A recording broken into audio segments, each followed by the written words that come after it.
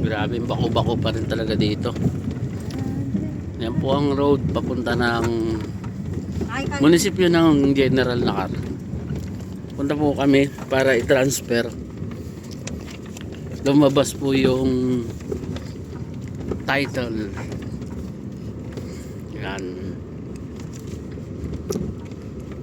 Dito po yung inasikaso ni Dimple ng mahaba-habang panahon ba o ilang ano? Ilang buwan mo ba tong pinroseso? Kailan ba namin pa yan? Tapos po kinuha na namin siya ng certified true copy. Ito na yun. Mahaba-haba ang proseso ng transfer. Lalo na pag may dark clearance. Kasi ito, Impanta pa ito. Itong part na to. Barangay ng Impanta pa to. Ano bang? Abyawin ba to? Sa ano to? Ang tulay. Tapos pagpasok ng General Nakar, yun okay na yung ano dyan. Bako po ang papasok ng General Nakar. Ayusin po namin to. Yung pong original title tsaka po yung certified true copy. Ito. At aming i-register po siya sa assessor ng General Nakar. Okay lang, okay lang. Bakit? Nakakangat pala. Yung tissue. Yan po yung Agus River. Malinaw.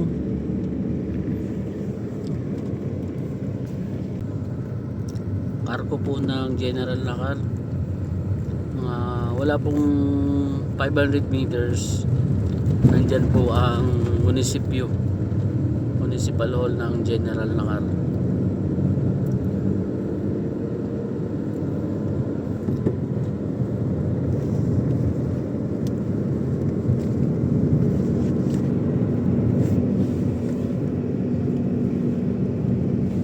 Ito na po yung munisipyo.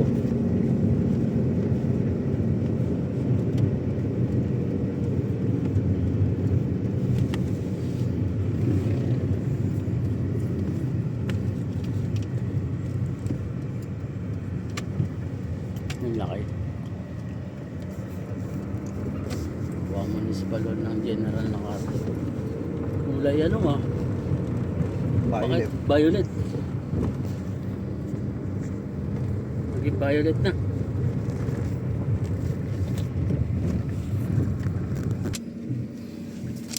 Mababa din ako.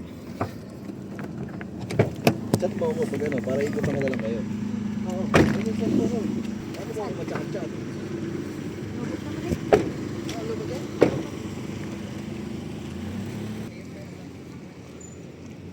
Ito po ang General Nakar. Maliwalas ang kanilang municipal hall. Road tourism dyan po. Ito ang parking. Sa likod po ang parking nito.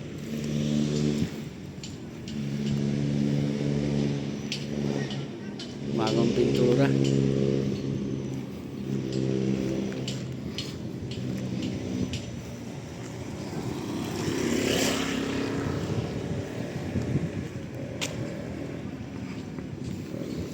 Ililipat po namin doon na po sa nakabili yung pong tax declaration kasi lumabas na po yung transfer certificate of title na inayos po natin sa RB.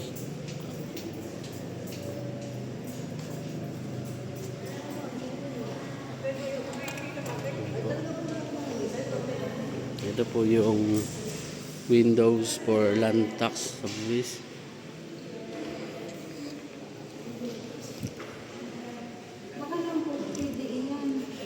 Ito po yan.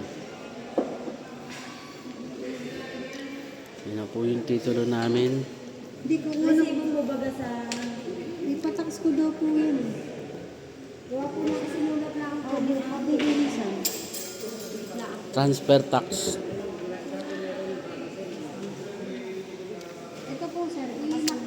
Bali po yung amin pong mga inaayos na titulo na itinatransfer. Magkakasabay po yan, 5 po yan na inaayos po namin. Yung iba lang po ay hindi pa lumalabas. By March po, lahat yun marirelease. Ito lang po yung nauna kasi December po namin siya naipasok sa RD ng Impanta.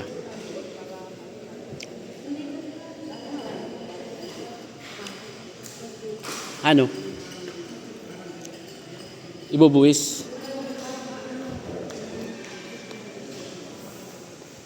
Sa nakar po ito.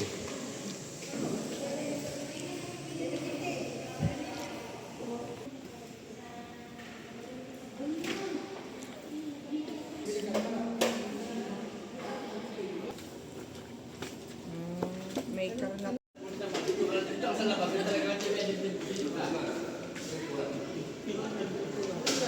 Magbabayad po kami ng updated na buwis kasi nagpalit na po ang taon, 2026 na.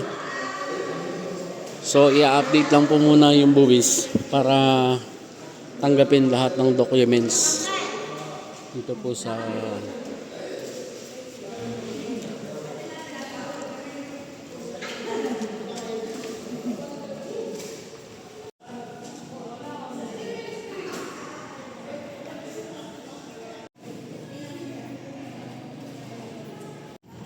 Xerox po muna kami.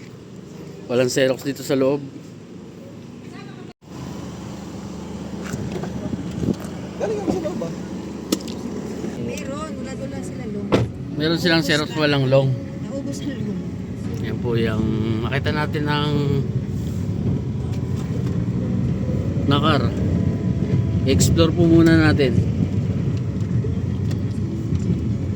Maganda naman dito sa bayan ng Nakar. Kasi kompleto na dito. Ito yung papunta ng bayan, madaming tao. Yan po yung palabas. Go. Ganda ng ganda ng munisipyo. Ba't kulay dapat red din sol.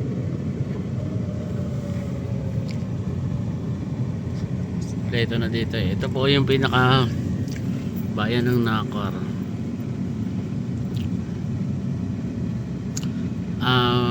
By next one po, marami yung titulo na lalabas doon sa mga ipinasok namin sa RD. Magkakasabay-sabay po siya. Mas marami yun ating makukuha. Dito sa may kanto. Ano ba kanto? Baka dito. Kailangan talaga Xerox lang ang hahanapin. Layo pa.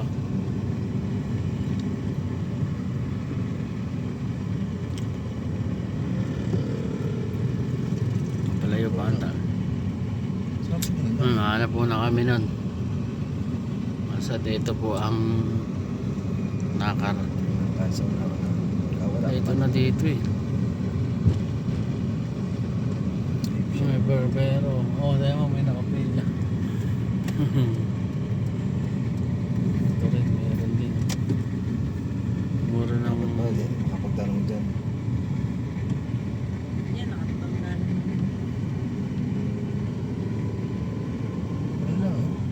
Okay.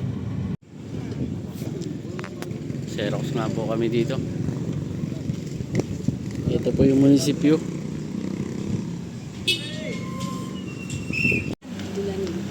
yung ganda ng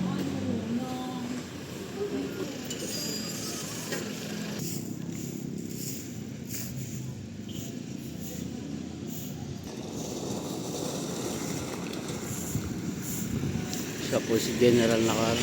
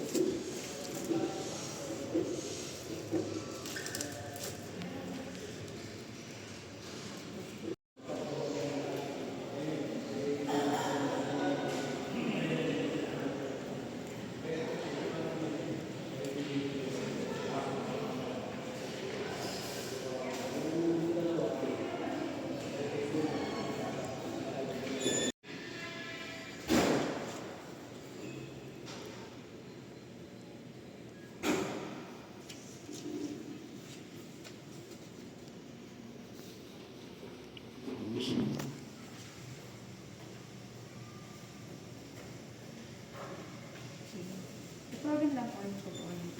Thank you po. Okay na yun. Hindi ko na tayo naman. Salamat po, ma'am. Thank you po. Yun. Tapos na po kami. Naisubmit na namin. Nag-iwan na lang po ng number. Tatawagan nga daw po pagka natapos na i-transfer na. Lahat po ng mga original ay nandito pa. Original lahat ng dyan, ano? Xerox po yun nandun. So, mga ilang days kaya yan? Oh, sa bagay, ano na eh. Yan. Ito po yung parking space niya sa likod. So, isang title po na nakuha namin na release ng Register of Deeds. Ito yung pinroseso po natin. Mas matagal. Kasi po ang BIR natin ay Lucena. Then dito po ang Register of Deeds sa Impanta. Pinasok po natin siya sa Register of Deeds ng December 23. Lumabas po siya ng February 13. So yun lang po. At mag-update po kami dun sa iba pa namin mga gagawin. Dahil mas marami po yung kasunod. By next month po, release po lahat ng pinasok namin nasa 4. Yung isa po kasi direct clearance pa rin ang kailangan. Thank you po.